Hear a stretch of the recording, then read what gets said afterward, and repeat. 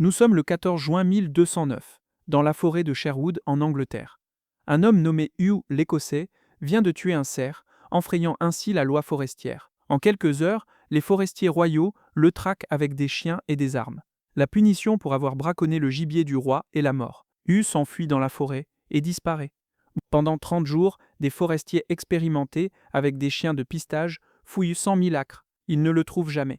Le 31e jour, Hugh entre dans une église déguisée, réclame le droit d'asile et disparaît à jamais. Avançons maintenant jusqu'au 15 octobre 2023. Un randonneur expérimenté de 42 ans entre dans la forêt de Sherwood pour une excursion d'une journée.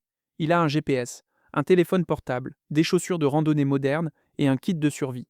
En 18 heures, il est perdu, en hypothermie, et appelle à l'aide. Les équipes de secours le retrouvent 22 heures plus tard, souffrant d'exposition au froid avec des températures pourtant au-dessus de zéro. Un homme a survécu 30 jours à une chasse à l'homme professionnelle en 1209.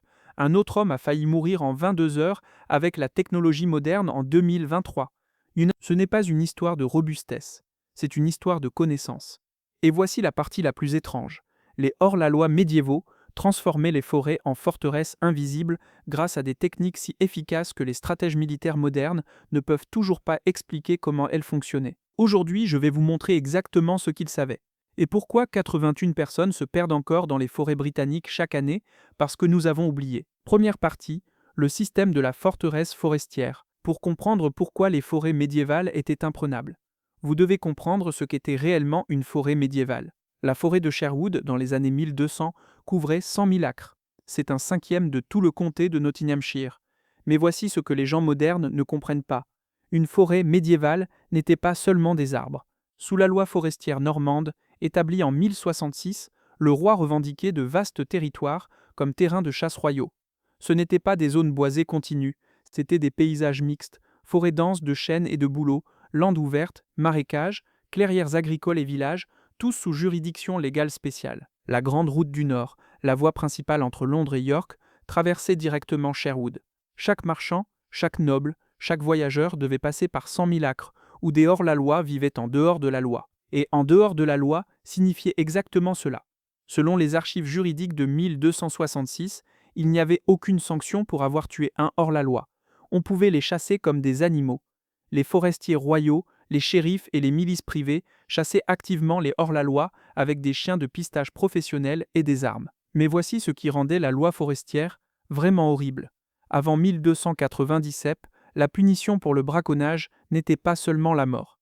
C'était la mutilation. Selon les archives juridiques médiévales et le travail universitaire, distorsion de la charte forestière dans la fiction sur les hors-la-loi, les braconniers condamnés risquaient d'avoir les yeux arrachés, les organes génitaux retirés ou les mains coupées. La charte forestière de 1297 mit officiellement fin à la mutilation comme punition dans les forêts royales, la remplaçant par des amendes basées sur les moyens du criminel ou 1 an d'emprisonnement s'il ne pouvait pas payer. Mais l'application était irrégulière, et la menace restait suffisamment réelle pour que les preuves manuscrites montrent que les braconniers vivaient dans une terreur authentique de la capture. Cela signifiait que si vous tuiez un cerf pour nourrir votre famille affamée, vous risquiez la torture, la mutilation et la mort possible. Donc quand des hommes comme Hugh l'Écossais fuyaient dans la forêt, ils ne choisissaient pas la vie de hors-la-loi par aventure. Ils choisissaient la seule option où ils gardaient leurs yeux, leurs mains et leur vie. Roger Godberd, le personnage historique que la plupart des historiens croient avoir inspiré Robin des Bois, a survécu dans la forêt de Sherwood pendant plus de 3 décennies sous poursuite constante. Il ne se cachait pas dans une grotte.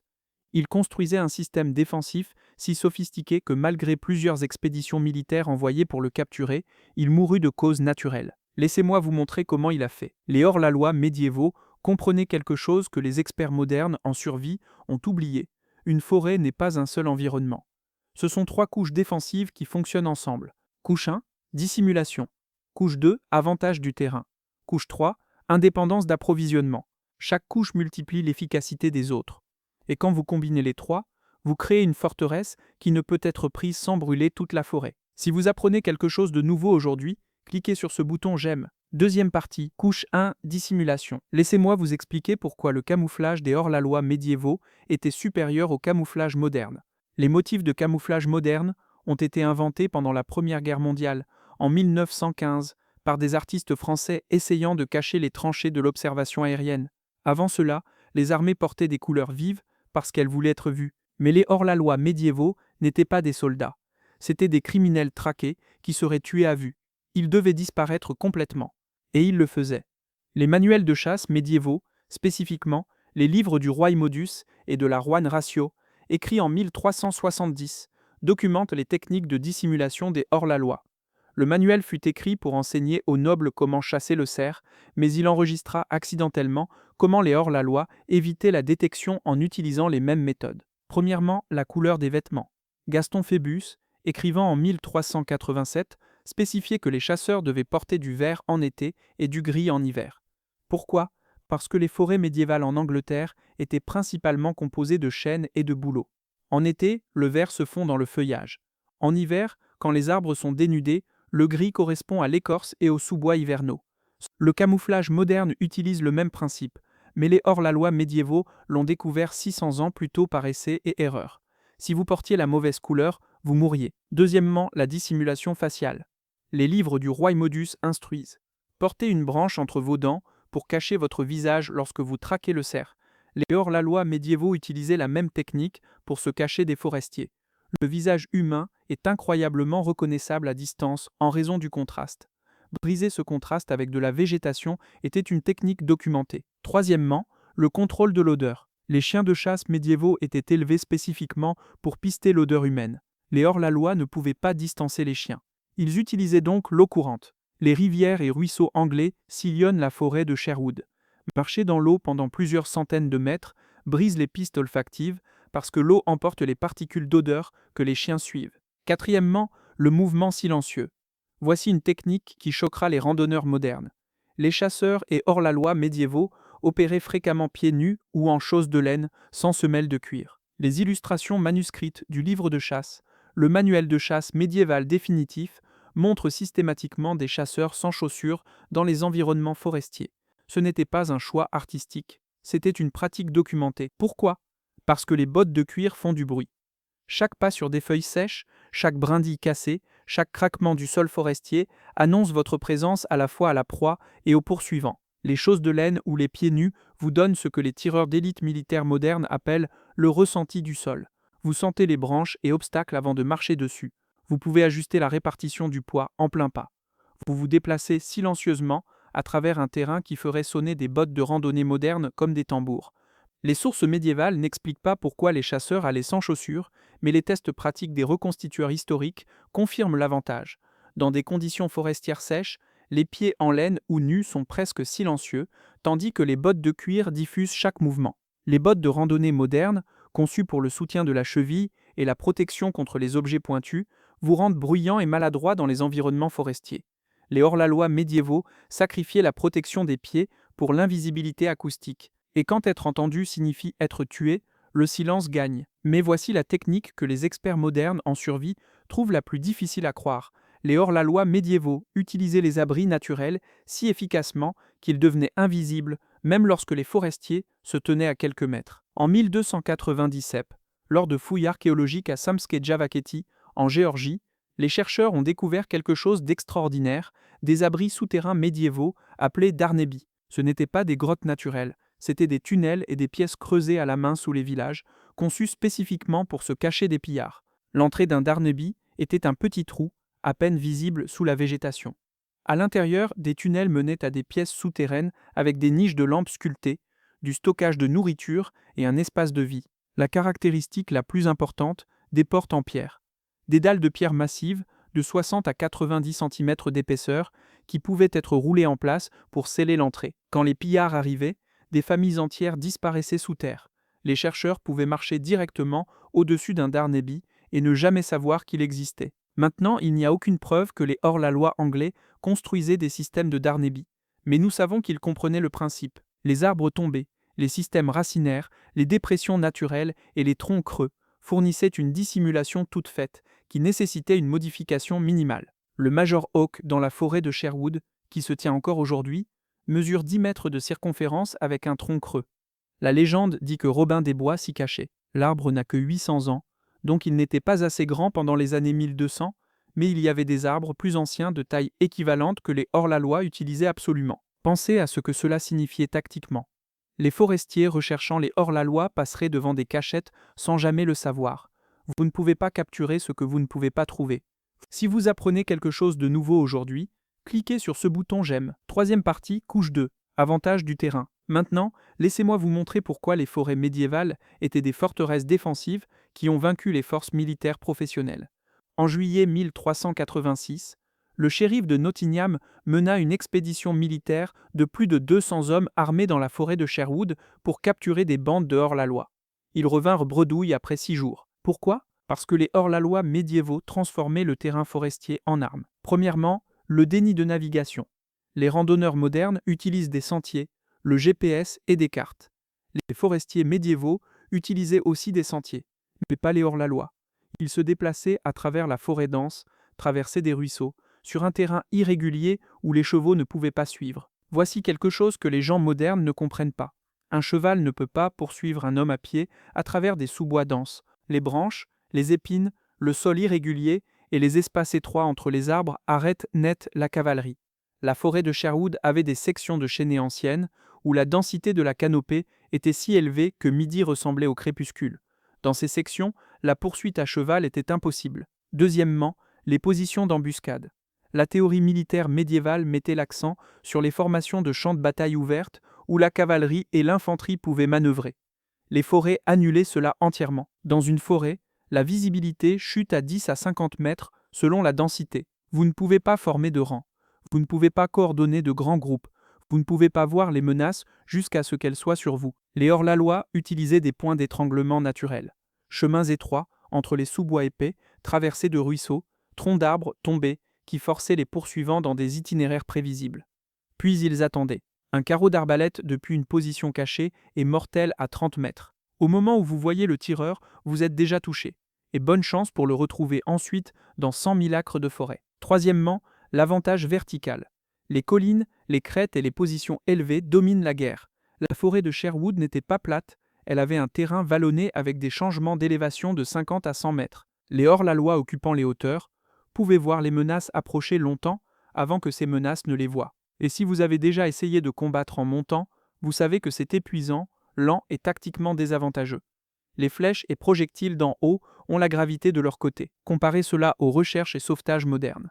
Selon les données du gouvernement britannique, entre 2015 et 2022, les équipes de recherche et sauvetage ont mené en moyenne 81 opérations de recherche forestière par an pour des randonneurs perdus.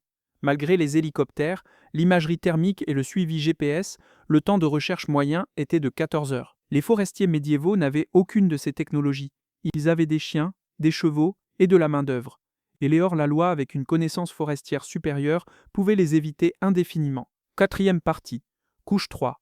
Indépendance d'approvisionnement. Voici pourquoi les bandes de hors-la-loi médiévaux ont survécu pendant des décennies, tandis que les survivalistes modernes sont à court de provisions en quelques jours. La formation moderne à la survie vous apprend à transporter des provisions, nourriture, eau, abri. Cela fonctionne pour la survie à court terme, mais c'est une faiblesse fondamentale. Quand vos provisions s'épuisent, vous êtes impuissant. Les hors-la-loi médiévaux inversaient cette logique. Ils ne transportaient pas de provisions.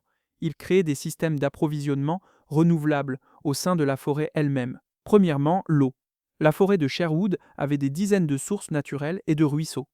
Les hors-la-loi connaissaient chaque source d'eau sur leur territoire. Les randonneurs modernes transportent de l'eau ou utilisent des comprimés de purification. Les hors-la-loi buvaient directement depuis les sources d'eau courantes, qui dans l'Angleterre médiévale étaient assez propres pour la consommation sans traitement. Deuxièmement, la nourriture. C'est là que la loi forestière devient sombrement ironique. Toute la raison pour laquelle les hors-la-loi étaient dans la forêt était qu'ils avaient braconné le gibier du roi. Et une fois que vous étiez déjà un hors-la-loi faisant face à la peine de mort, il n'y avait aucune sanction supplémentaire pour continuer à braconner. La forêt de Sherwood était délibérément maintenue comme terrain de chasse, ce qui signifiait qu'elle était remplie de cerfs, de sangliers, de lapins et de gibier à plumes. Les hors-la-loi piégeaient et chassaient ce gibier en utilisant des techniques qui ne nécessitaient aucun outil métallique. Des collets faits de fibres végétales, des pièges à pois morts, utilisant des bûches et des bâtons déclencheurs, des pièges à poissons dans les ruisseaux. Les preuves archéologiques des camps de hors-la-loi médiévaux montrent des restes de cerfs, de sangliers, de lapins, de poissons, de noisettes, de baies sauvages et de plantes comestibles. Ils mangeaient mieux que les paysans dans les villages, qui avaient un accès limité à la viande et dépendaient des céréales. Troisièmement, les matériaux d'abri. Un hors-la-loi médiéval n'avait pas besoin de transporter une tente. La forêt fournissait tout: des branches tombées pour la structure, de l'écorce pour l'imperméabilisation, de la mousse pour l'isolation, des feuilles pour la literie. Un hors-la-loi compétent pouvait construire un abri étanche en moins de 2 heures, en utilisant rien que des matériaux dans un rayon de 50 mètres de n'importe quel endroit forestier. Ces abris étaient temporaires et jetables. Quand vous déménagiez le camp, vous en construisiez un nouveau. Les campeurs modernes transportent des tentes pesant 2 à 4 kg. Les hors-la-loi ne transportaient rien et construisaient de meilleurs abris sur demande. Si cela vous époustoufle, laissez un j'aime pour que plus de gens apprennent cela. Cinquième partie, pourquoi les méthodes modernes échouent. Maintenant, laissez-moi vous montrer exactement pourquoi les techniques de survie modernes sont inférieures aux connaissances des hors-la-loi médiévaux. Considérez la dépendance à l'équipement. Un randonneur moderne, perdu dans une forêt, a un sac à dos plein d'équipements: appareil GPS, tente, sac de couchage, filtre à eau, allume-feu, balise de détresse. Chacun de ces objets peut tomber en panne. Les batteries meurent, l'électronique casse, le tissu se déchire. Et quand ils échouent, la plupart des randonneurs modernes n'ont aucune connaissance de secours. Les hors-la-loi médiévaux avaient zéro équipement au-delà d'un couteau, peut-être un arc, et les vêtements sur leur dos. Mais ils avaient des connaissances qui rendaient l'équipement sans importance. Prenez le feu. Les kits de survie modernes incluent des allumettes imperméables, des démarreurs de feu au magnésium et des cubes allume-feu. Les hors-la-loi médiévaux utilisaient l'archet à feu, le silex et l'acier, ou des braises préservées dans des contenants d'écorce de bouleau. Ces méthodes fonctionnent sous la pluie, le vent et les températures glaciales. Quand les chercheurs ont testé les allume-feu modernes contre les techniques médiévales dans des conditions contrôlées, les méthodes médiévales avaient des taux de succès plus élevés par temps humide parce qu'elles ne dépendaient pas de matériaux consommables. Ensuite, il y a la navigation. Les randonneurs modernes font confiance au GPS. Mais le GPS nécessite des satellites, des batteries et un ciel dégagé. Sous une canopée forestière dense, la précision du GPS diminue considérablement. Les hors-la-loi médiévaux naviguaient en utilisant la position du soleil, la position des étoiles, la direction du vent, la direction du flux d'eau, la croissance de mousse sur les arbres et la reconnaissance de repères mémorisés. Ces techniques ne tombent jamais en panne parce que la physique ne nécessite pas de batterie. Le coût d'avoir oublié ces connaissances se mesure en vie. Selon les statistiques du gouvernement britannique, 81 personnes par an nécessitent des recherches et sauvetages dans les forêts. En 2021, 7 personnes sont mortes dans les forêts britanniques d'exposition, de déshydratation ou de chute. Pas à l'époque médiévale. Maintenant, avec l'équipement moderne, la différence entre les hors-la-loi médiévaux et les randonneurs modernes n'est pas la capacité physique, ce sont les connaissances. Roger Godberd a survécu dans la forêt de Sherwood pendant plus de 30 ans. Il était chassé par des forestiers professionnels, des expéditions militaires et des chiens de pistage. Il avait zéro équipement moderne. Et il est mort de vieillesse, jamais capturé. Comparez cela aux statistiques modernes, le temps de survie moyen pour un randonneur perdu dans une forêt tempérée, sans sauvetage, est de 48 à 72 heures avant que la déshydratation critique ou l'exposition ne s'installe. Nous n'avons pas progressé au-delà des connaissances médiévales. Nous les avons oubliées et nous les avons remplacées par de l'équipement qui nous rend dépendants plutôt que capables. Sixième partie, le système à 3 couches expliqué. Pour ceux qui veulent comprendre pourquoi ce système était militairement imbattable, laissez-moi expliquer les principes stratégiques. La doctrine militaire médiévale était construite autour des châteaux, des batailles en champ ouvert et de la guerre de siège. Les armées se déplaçaient le long des routes, installaient des camps et s'engageaient dans un combat formel. Les bandes de hors-la-loi inversaient chaque supposition. Ils n'avaient aucune position fixe à assiéger.